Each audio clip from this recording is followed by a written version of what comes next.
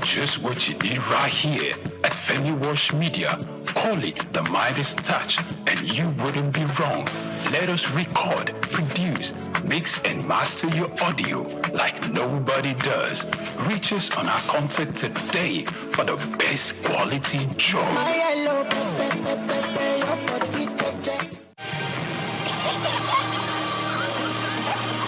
What keeps the heartbeat of a community alive? Is it the courage to create, the power to connect, the vision to transform? Well, it's all of these and more. It's a symphony of ideas, innovation, and industry. But where do these stories come alive? It's right here on The Isle, 104.9 FM, the station where dreams meet action and growth finds its voice. The Isle, 104.9. Business, economy, development. Stay tuned.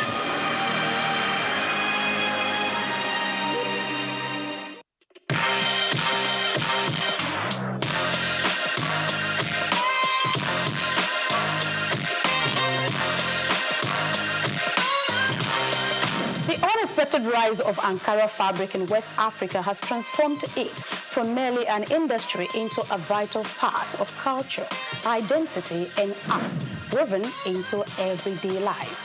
This evolution has encouraged many to enter into the business side of Ankara.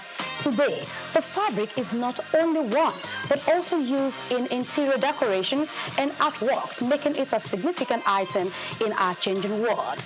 Despite this, the industry stands at a crossroads, balancing tradition, modern challenges, and global market demands. My name is Grace Komolafe, and I invite you to join me on this second episode of Ankara as we explore the current state of production, the hurdles it faces, particularly in Nigeria, and the abundant opportunities that exist within this vibrant sector. Ankara's journey from West African markets to the global stage highlights its enduring appeal and the resilience of its producers. However, to fully harness its export potential, addressing quality, policy, and logistical challenges is essential. Ankara has become a global fashion statement with its bold patterns and rich colors now staples on international runways, reflecting a growing appreciation for African aesthetics.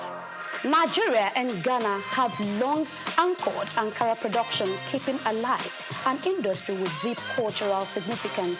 In Nigeria, there is a specialized market where you can find all kinds of Ankara fabric to suit your needs, whether for business parties or home use.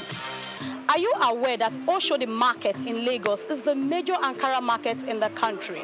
People travel from every part of Nigeria to this market to make purchases for different reasons, either for ashwebi, different occasions, or for business.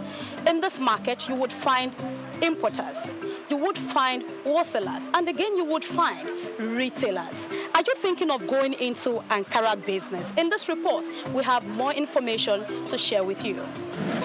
No, this one is a different company.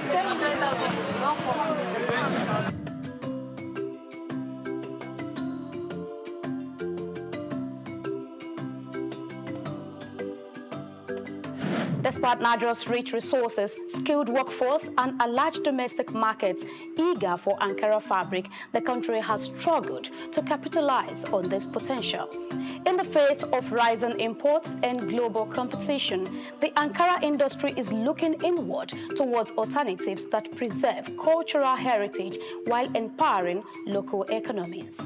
Innovative approaches and traditional methods are revitalizing Ankara production across West Africa, particularly in Nigeria. While the future is bright, it is not without challenges. The high reliance on cheaper imports has led to an overwhelming dependence on foreign textiles, which now dominates over 80% of Nigeria's fabric market. How have Ankara sellers and business owners been able to sustain growth in the industry?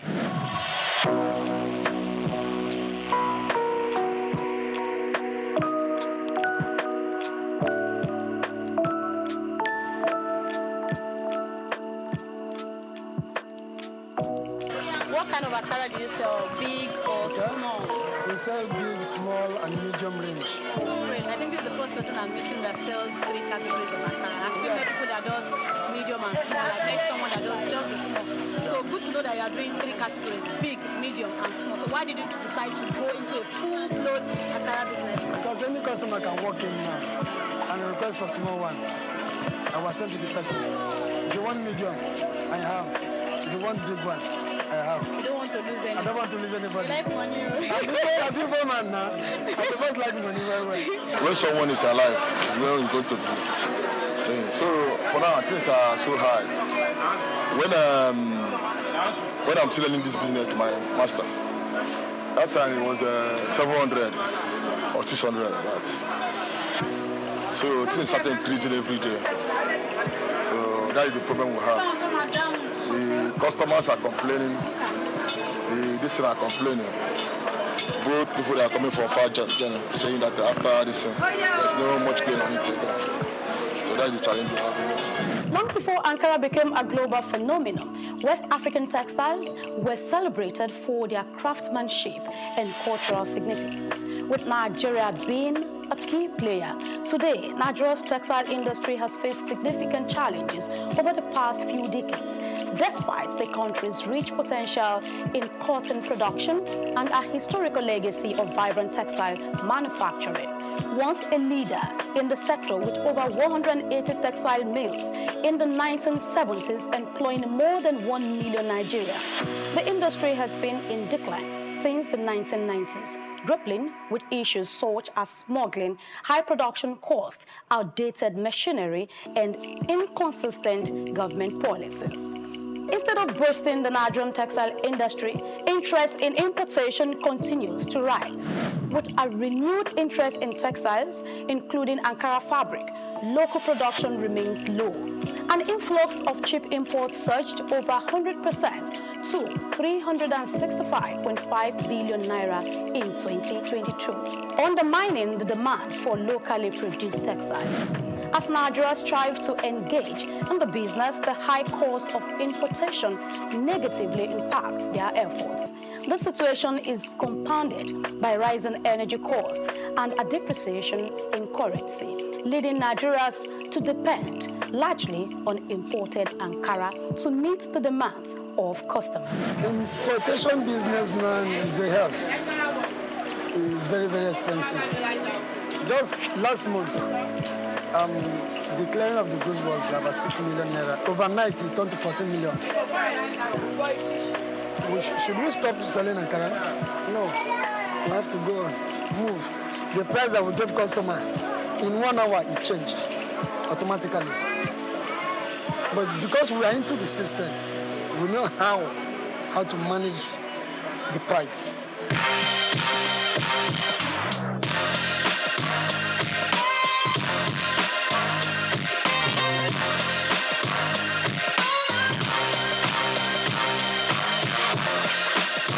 As customers become more conscious of their environmental and social impact, the demand for sustainable and ethically produced textiles is on the rise. Ankara, with its deep cultural roots, is uniquely positioned to lead the way in this movement. The global market for Ankara is expanding, with new opportunities emerging beyond West Africa. However, tapping into these markets requires strategic planning, quality assurance, and effective marketing. Actually, like, the person wants to do the business, it depends if you have the money, because this business now is all about money. Capital intensive. Capital. No amount of money that is enough.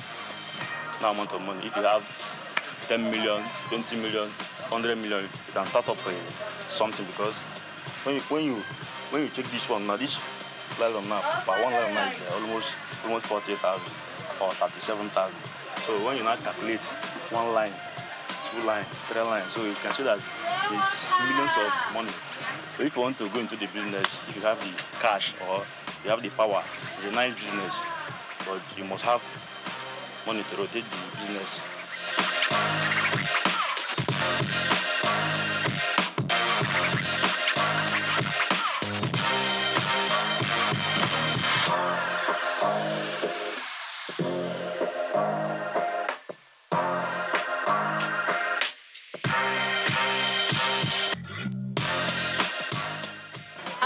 business is not a child's play, I want to say, with what I've heard today.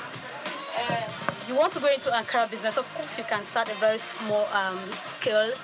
Do not say no to small beginning, do not despise little beginning. But I must say, if you want to do a big time Ankara business, it's not a child's play, you must be ready for it, I tell you. So for instance, you have this line, like I mentioned earlier, you'll be having this pack, this cargo for about 40-something thousand, and you're having a couple of them. So you see 1, 2, 3, 4, 5, 6, 7, 8, 9, 10, 11. I mean, you keep counting. Did you see? Same colors, and we're having different designs. It's not a child's play. Millions of naira goes into this business, and you can see this is Oshodi, where Ankara business takes place, the real business. This is where it happens. Yes, from all over the states in Nigeria, they come all the way to Oshodi to do their biddings in Ankara business. The Ankara industry, a cornerstone of West African culture and economy, is deeply influenced by government policies. Yet, the implementation of these policies is not without its challenges. Bureaucratic delays, corruption, and inconsistent enforcement often undermine their effectiveness. The success of the Ankara industry is intertwined with the government's actions. Thoughtful policies and effective implementation can drive growth. Moreover, regional and international trade agreements such as the African Continental Free Trade Area (AFCFTA) offer new opportunities for expansion and collaboration. The future of Ankara lies in the hands of the next generation. Young innovators are reimagining what Ankara can be, blending tradition with modernity and driving the industry forward.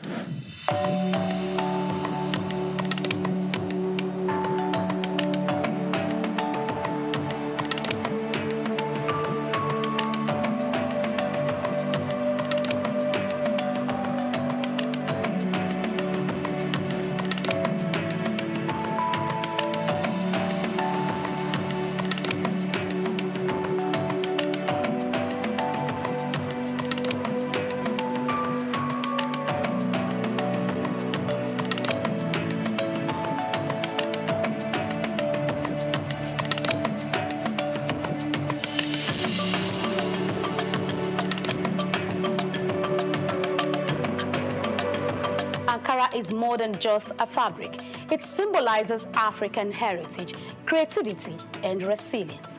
As we look to the future, the potential for Ankara is limitless if the industry embraces innovation, sustainability, and global collaboration. The journey of Ankara is far from over, and its story will continue to inspire generations.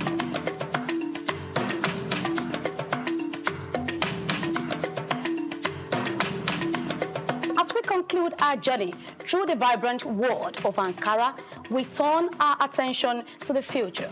What lies ahead for this iconic fabric? How will it evolve to meet the demands of a rapidly changing world? And what opportunities and challenges will shape its future? Questions you may have quality answers for. See you again on another interesting topic on Souq Perspective.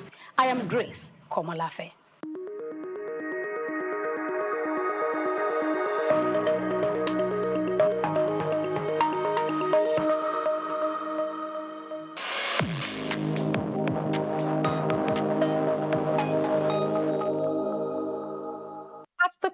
Of what makes us human is our ability to pay attention, be present in our experiences, and channel our thoughts and actions towards meaningful goals. However, for individuals with ADHD, which is considered a neurodevelopmental disorder, a medical condition that affects the brain, this fundamental aspect of human nature is often disrupted, leading to difficulties in maintaining focus, controlling impulses, and regulating behaviors. This hyperactivity disorder is a neurodevelopmental disorder that occurs in children and adolescents. It's a problem that has to do with brain development and the brain function. And the ADHD symptoms range from inattention, impulsivity, and hyperactivity. They may be very restless, fidgeting, and they're always on the move. And sometimes they may be climbing, jumping from here and there. That they may injure themselves in the process.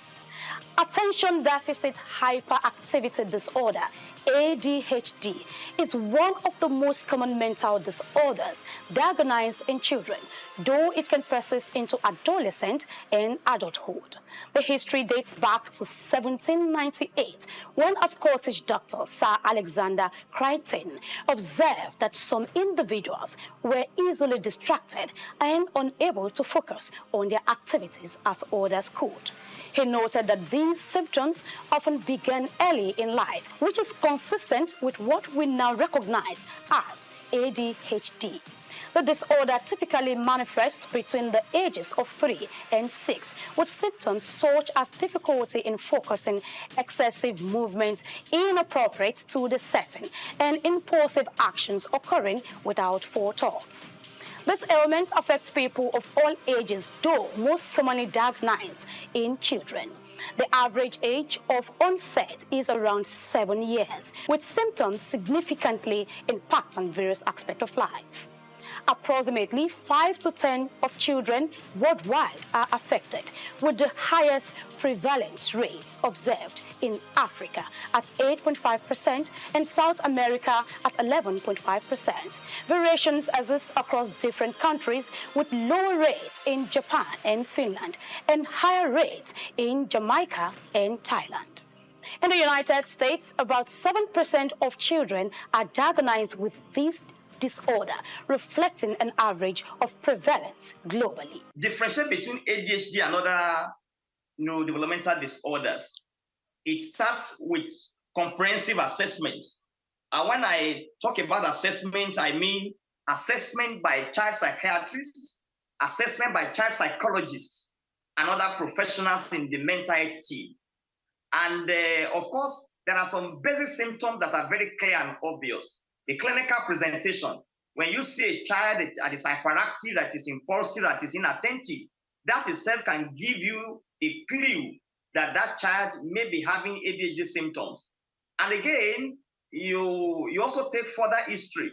You may need to take, if there's a family history of ADHD in the setting, because if there's a family history of ADHD, the child may come up with ADHD in the nearest future. Individuals affected faces challenges that extend into academic performance, work or personal relationships, and social domains. Some of the signs include constant fidgeting, impulsiveness, and difficulty completing tasks, alongside emotional struggles such as mood swings, low self-esteem, and frustration. The diagnosis is made following a comprehensive assessment, and you also do some basic psychological investigations, and of course, by combining the report from the child psychiatrist and the child psychologist, you'll be very comfortable to make a diagnosis. And of course, I must say that there are some childhood disorders that may mimic ADHD, like learning disability, like autism spectrum disorders. But the symptoms of ADHD are so very, very obvious that when you see a child that is hyperactive and oftentimes restless, oftentimes impulsive and unable to follow instructions, that should give you a high index of suspicion that that child may be struggling with attention deficit hyperactivity disorder. While it's not a physical ailment like a broken bone, it is a real condition that is frequently accompanied by other conditions such as major depressive disorder, anxiety, substance abuse, learning disabilities, conduct disorder, and oppositional defense disorder, which complicates the management and treatment of the disorder. Treatment for ADHD typically involves a combination of medical, therapy, and behavioral interventions. Stimulants are also the most commonly used, with 70 to 80% of children experiencing symptoms relief. Cognitive behavioral therapy, anger management, and family therapy are key in managing symptoms, along with educational interventions that enhance coping strategies and organizational skills. While these treatments help manage ADHD, they do not cure it, highlighting the need for ongoing support and personalized care. Attention Deficit Hyperactivity Disorder, ADHD, is a complex condition with far-reaching effects on behavior, cognition, and emotional well-being. Continued research and effective treatments are vital in helping those affected lead fulfilling lives and contribute meaningfully to their society. Grace Komolafe, Souq News TV.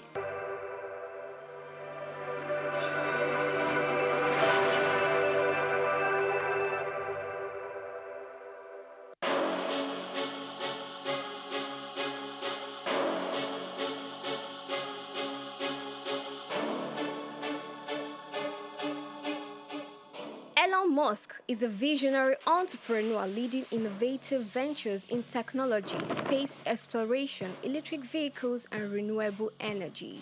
Musk was born on June 28, 1971, to a South African engineer and his mother, a Canadian model and nutritionist in Pretoria, South Africa. His talents for computers and entrepreneurship emerged early, and at age 12, he created and sold a video game. Musk studied physics and economics at Queen's University and the University of Pennsylvania. In 1995, Musk founded Zip2, sold to Compaq for $307 million. He also co-founded X.com, which became PayPal, acquired by eBay for $1.5 million in 2002. Driven by a vision for humanity's multiplanetary future, Musk founded SpaceX in 2002, developing affordable rockets to support International Space Station mission and NASA's Artemis program. He became a major investor in Tesla 2004, launching electric vehicles like Roadster, Model X, and Model 3. Tesla unveiled the Cybertruck, beginning deliveries in 2023. Musk acquired X, formerly known as Twitter, in 2022, aiming to enhance future and transparency. Musk has at least 12 children from multiple relationships, including Justin Wilson, Tallulah Riley, Grimes, and Siobhan Zilis. Through SpaceX, Tesla, and other ventures, Musk shapes technology and innovation globally, and his influence extends beyond business into politics and culture.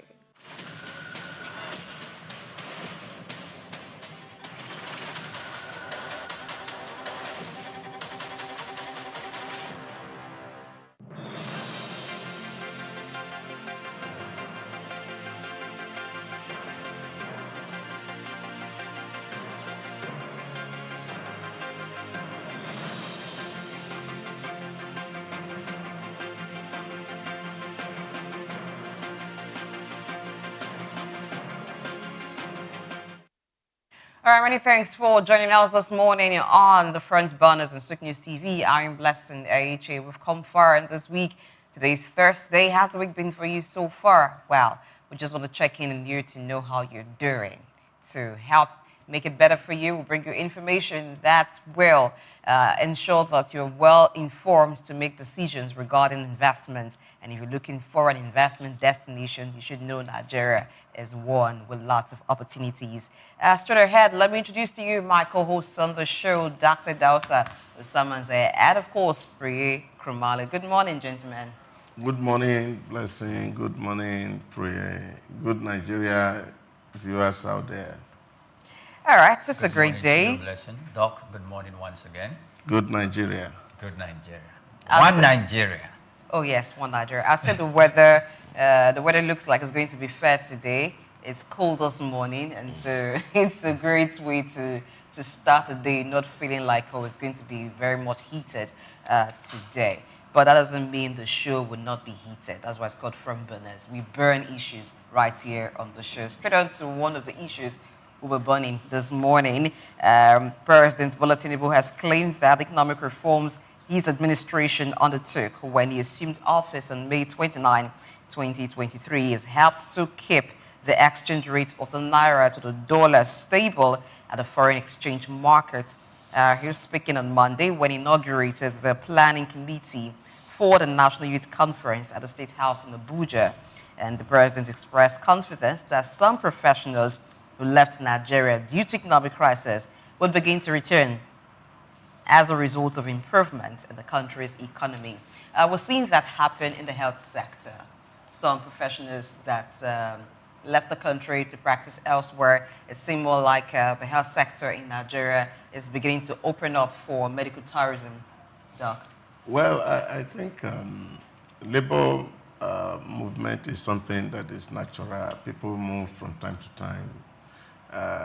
When people are looking for better opportunities, and there are a whole lot of reasons that people move. Some people will come back, some people will stay behind. Some people will still live, no matter how beautiful the economy is. So movement will always be there from time to time, but that cannot take away from the fact that in the last 2 years, so to speak, that we have made some significant progress in terms of what government is trying to do to reset the economy.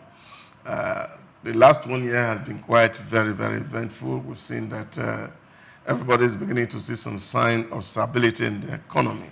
And we're hoping that those who manage the economy will do well to sustain this particular trend, that we can begin to see the fruits of these very tough policy reforms. On the issue of the naira, the foreign exchange stability, do you quite agree with the president that the reforms made so far has ensured foreign exchange stability, given the current exchange rate of the naira to the dollar?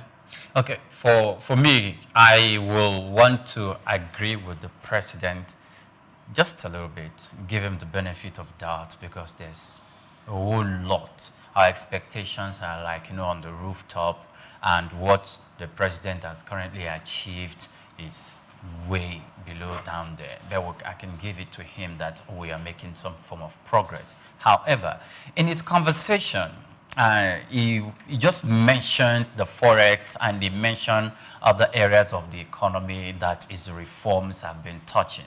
And that specific meeting, that gathering, was for the confirmation, the inauguration of the 44-member of the National Youth, the 44-member Planning Committee of the National Youth Conference in the Federal Capital Territory, Abuja, and what the president intends to do. So it's going to be a youth confab in Nigeria. And I am not surprised the president is calling for this and is giving attention to that. In fact, this specific youth conference is going to be lasting for 30 days, just like a month. And there's going to be a call for memoranda. There will be regional conferences, and it will all accumulate in the final conference in the Federal Capital Territory, Abuja. The government is seeking to have conversation with the youth. He mentioned that the youth constitute about 60% of Nigerian population, even though that's true. But I'm not surprised the president is doing this. One of the reasons why I'm not surprised is that from the 1st to the 10th of August, we had a bad governance protest in Nigeria that were championed by youth in his administration, when his administration was just starting in 2024. And after then, in October, the youth again gathered in this country to have another form of protest, which they call Fearless October in Nigeria. So I think it has come to the notice of Mr. President that, look, the youths are yearning for a change. And it is not change in the cliche with which we use it, but change, real change, because they called for end to bad governance, and the reason for that protest was because of the hardship and some of the economic reforms, economic policies that the government has made, and how it's touching hard on Nigerians. So they called the attention of the president to that using the last resort protest. Now, the thing is, I like what the president has said, that look, during the inauguration of the 44 member of the Youth Planning Committee, that look, if there is anything you need to communicate to me, tell it to me. If you think I am doing wrong or I am going the wrong direction, talk to me. We will fix it. And he was making that statement specifically to the youth. I think that is one of the greatest speech he has made since he became president. And because if anything goes well with the youth in the country, then the future of the country is sustained and kept. Yes, it's good that the president is willing to listen to youths because you know when you have youths gathered together in such a conference, you have amongst them entrepreneurs, you have amongst them those who are researchers, those who have the energy, the mind to bring about change. So new ideas definitely will be birthed. It's just a ground for innovation, but we also need other enablements to ensure that it doesn't end at conference. Now, I'm glad that you pointed at the part of a memorandum coming from that conference. In 30 days, a lot will happen. It's more like an incubation period. So I would want that after this, the relevant ministries or quarters of government that will follow up on different innovative ideas that have been birthed or shared at that conference will pick it up. I know very well that the Ministry of Digital Economy is doing a lot with youth, working with them. So we need to do a whole lot more because that's one area that youths are inclined to naturally, given the fact that you're young. And a lot of youths came at a time when technology had got into a very advanced level and they're very savvy with it. So it's going to be a good one. But I would wish and I hope that we'll pursue on it and follow up on it and also have clear-cut KPIs to measure our progress after the conference. You see, they say the better predictor of what somebody will do is what he has done before.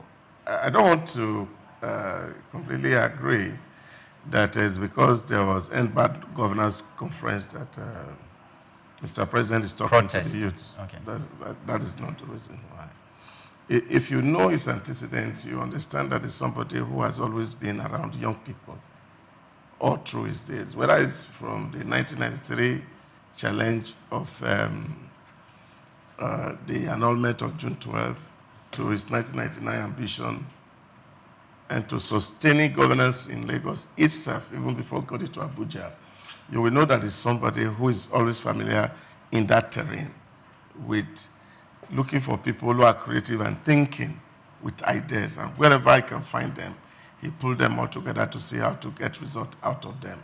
So that for me is his nature. If you remember, there was a time they were having this conversation and they invited Sheikh Sani to Abuja after the inauguration, and he was saying to Mr. President, you brought us all into the jungle. You taught us how to protest. So don't be angry when youth are protesting. That gives you an understanding of the kind of person that he is. So I'm not sure that it's because there was embargo government that was quite trying to appease the youth. The truth of the matter is that you find that he has been preparing for this mission for a very long time. And there's no doubt in this country that his ambition to become president was not bettered yesterday. It was not like an afterthought. He has progressively worked his way to be able to get to the point that, okay, say, yes, it is my turn to be the president of Nigeria. And that's what we are seeing happening. Now, when you look at, for example, all the conferences that have been held in Lagos, the Ingbehiate conference and the rest of it, and of course, the colloquium that came with his birthday for 2007 up till 2018 or thereabout, you will find that there's always a huge angle to all of this conversation. That they feel that, yes, we have an army of people, but we also need to hear from you to know what you are doing to be able to sustain your ambition. But the big challenge here is the fact that a lot is also happening in Africa, where you are seeing that opposition forces take advantage of whatever they can call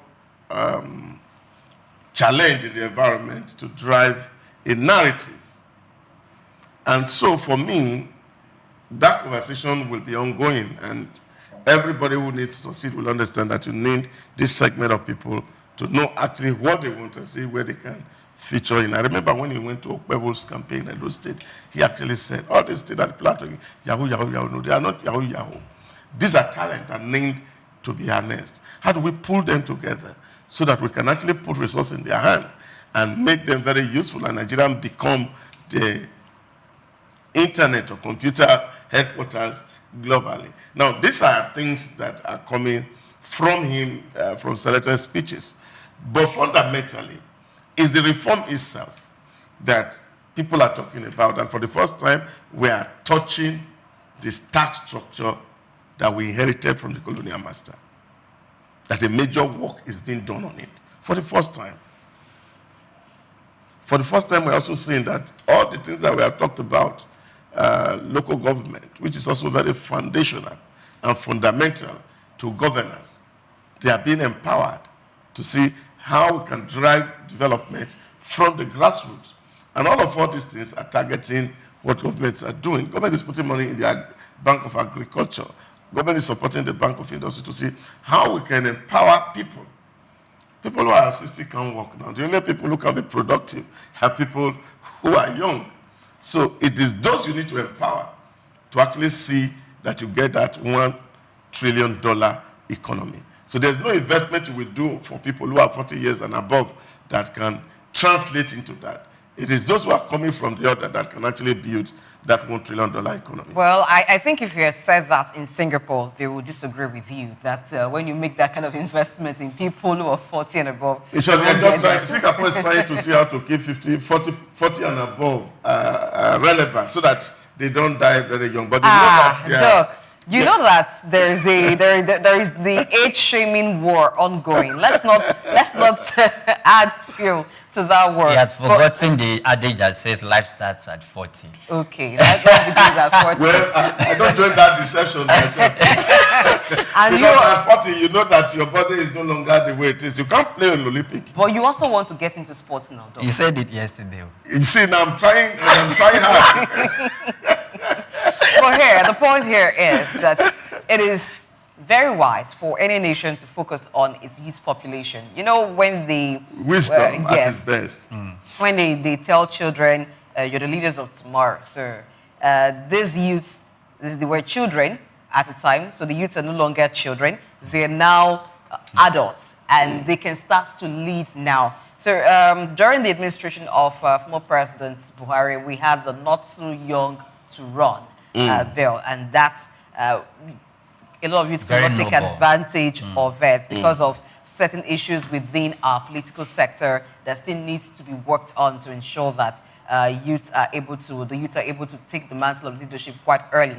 Now, if we're talking about having a conference where the president says, tell me what it is you want, I'm here to listen to you. So that's like needs assessment.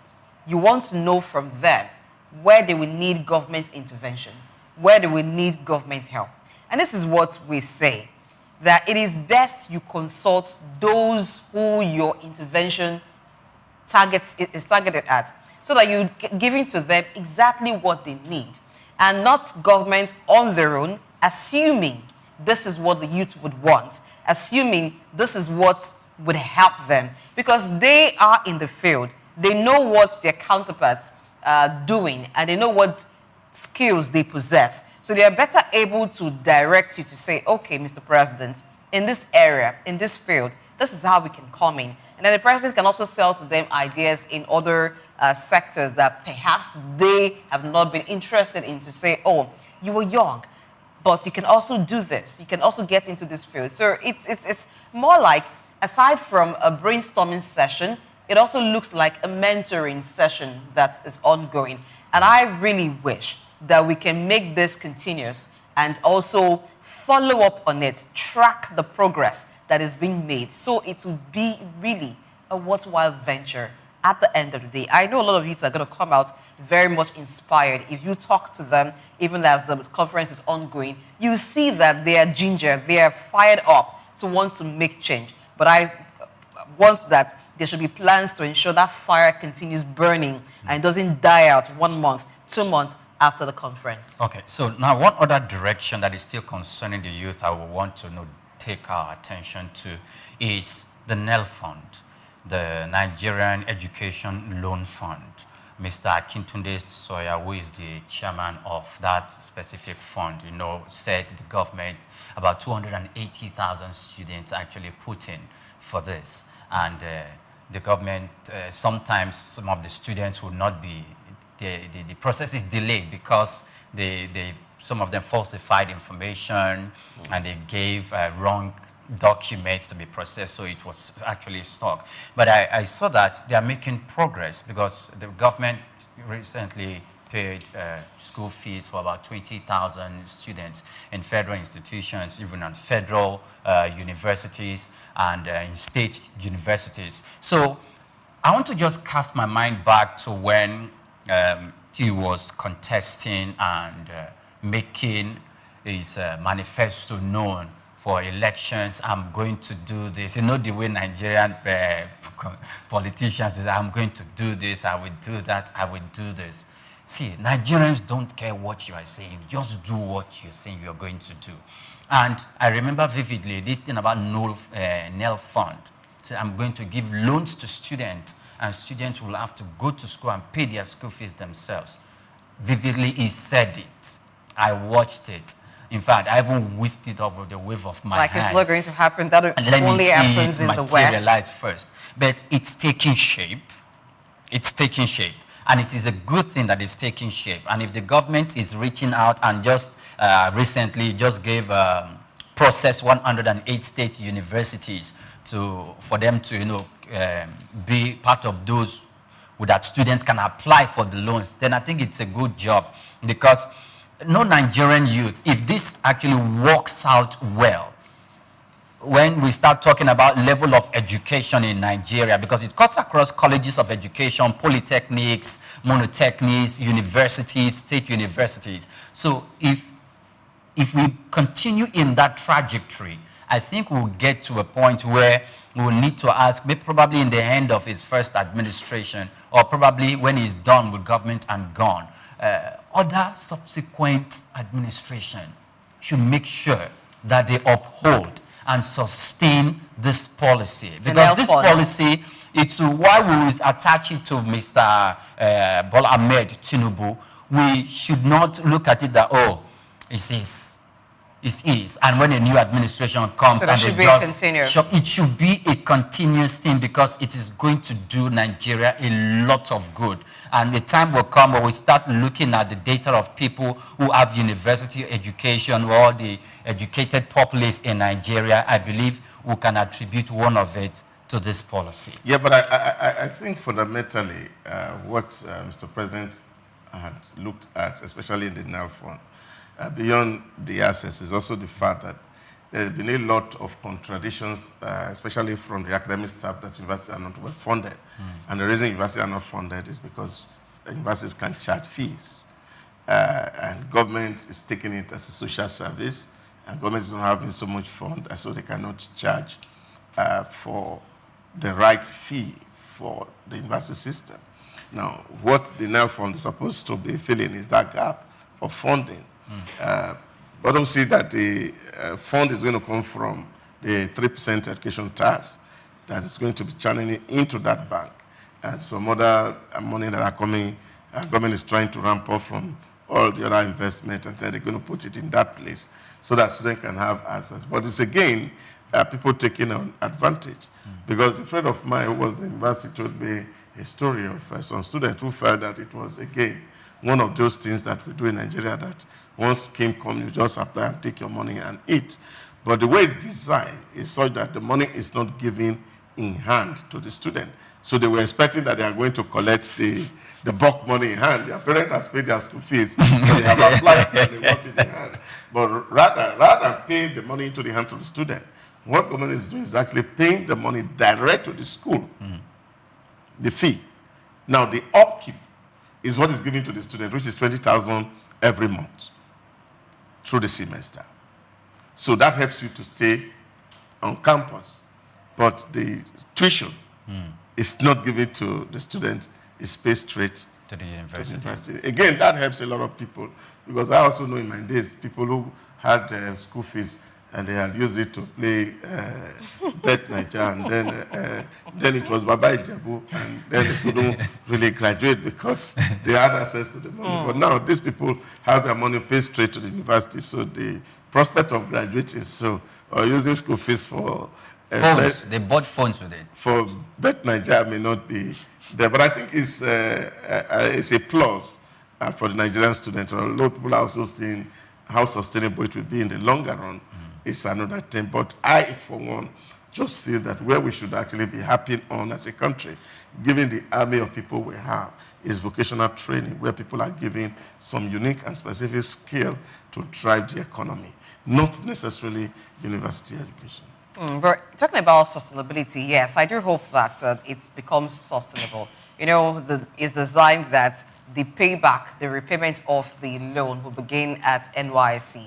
So from the allowance that they earn during NYSC, they will begin to repay the loans, and which ensures that there is no excuse. So if you start paying at NYSC, for that 1 year period, you would have paid some amount of money back. Even if, as a student, if you use student loan to go to school, you don't get a job after NYSC, but you have paid some of it, so the government gets back money, because people can come under the excuse of, I haven't gotten a job, I'm not working yet, and that makes it difficult to recoup the money back. So it's a good one.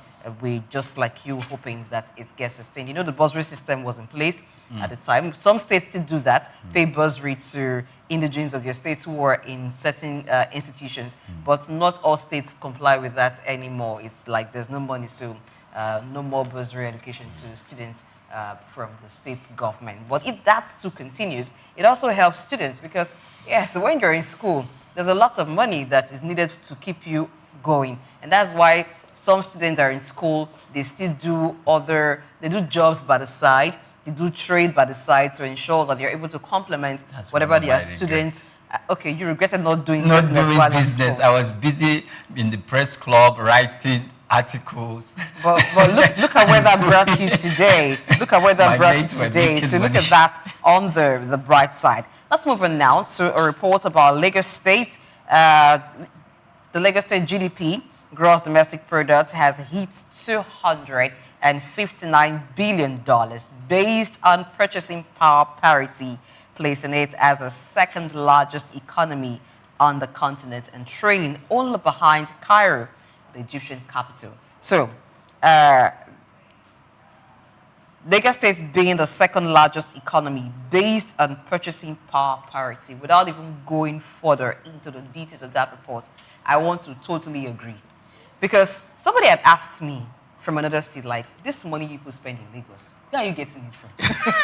Because Lagos is very expensive, but it just becomes like a normal thing if you reside in Lagos to just afford and move on. You know, you complain a bit, but you just move on. Look at the cost of rent. In the real estate sector, the cost of land, the cost of buying a house. Yet people are still buying. The demand is so high. So you just wondered, like, you wonder sometimes, like, is Lagos part of Nigeria? When they say there is, you know, inflation, there is economic hardship, is it like, what's happening exactly in Lagos State? Let's begin from there, Doc. Well, I think Lagos had been positioned by a number of factors. The fact that it was very close to the waters, that the ports are here, and there's a landing place for all manners of business and transactions. The banks are all here. It's the economic capital of Nigeria, whether we like it or not. Anybody who is operating bank anywhere, their headquarters is somewhere in Lagos here. And therefore, these attract a lot of people who have something in the head to come to Lagos. So Lagos is all about thinking people. And because of the potpourri of people that you have in this environment, it is hardly anything that you do. In short, somebody told me once and said, if you're in Lagos, you cannot make a living. It means that it's either you are cursed from your village for poverty otherwise, because the opportunities are just there. There's a lady frying akara at the back of this place. If you go there 9 o'clock, she has closed for the day because she has sold out.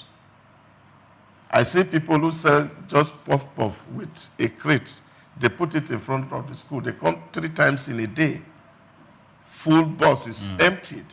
So you find that whatever you're doing here, you find people because the population is here and is driving the conversation. So if you sell, you make money, and therefore you can actually make some. No blessing. There was a day I was having conversation with Doc. I said, I think it's impossible, it's not be right if you're on this table and you're not doing any business.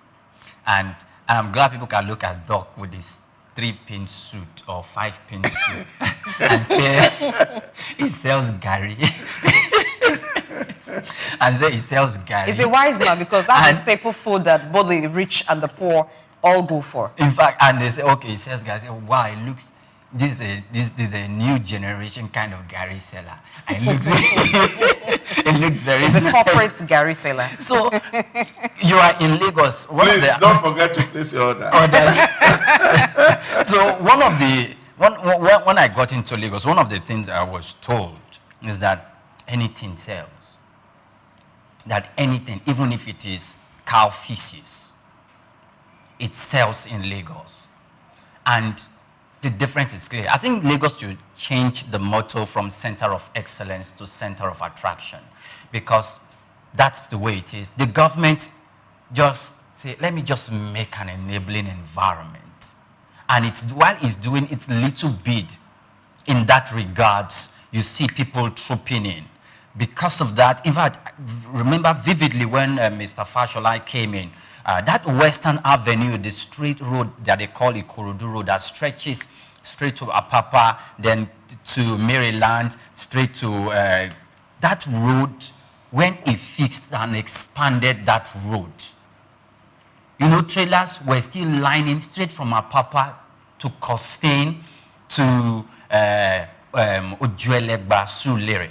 Yet, after he had expanded that road, there were still spaces for cars to pass conveniently.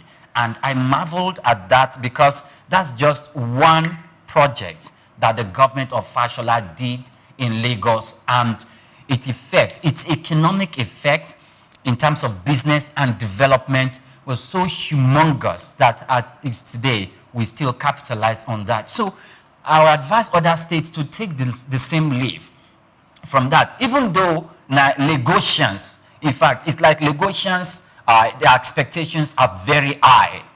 So even if the government has hit a very clear landmark and they're telling you it's not enough, we need more. Because, look, we stay in Lagos, we are paying our taxes, and we do not expect anything less. So even outside the country, when you mention the name Nigeria, what comes to mind is, have you been to Lagos? In fact, even when you mention Africa, then what comes to mind is, have you been to Lagos, Nigeria? Talking about tax, the tax to GDP ratio, according to this report, is quite low at 2.3%. And so it was on the report that there is need for enhanced revenue mobilization efforts. So let's talk about revenue collection in Lagos State. Are we seeing a harmonized system that ensures that government is getting as much revenue as it should get? Does it look like people are not paying taxes or giving money to governments for the trade that they do? Does it look like this is well coordinated? Let's look at the informal sector, the motor parks, the market areas, and what we see in some other spaces.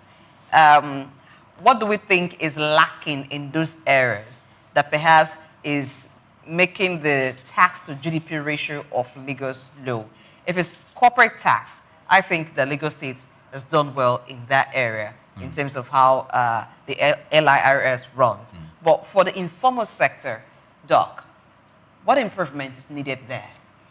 Well, I don't know, but I think there's some understanding in that dimension, really. It seems that it's one of the area that they use in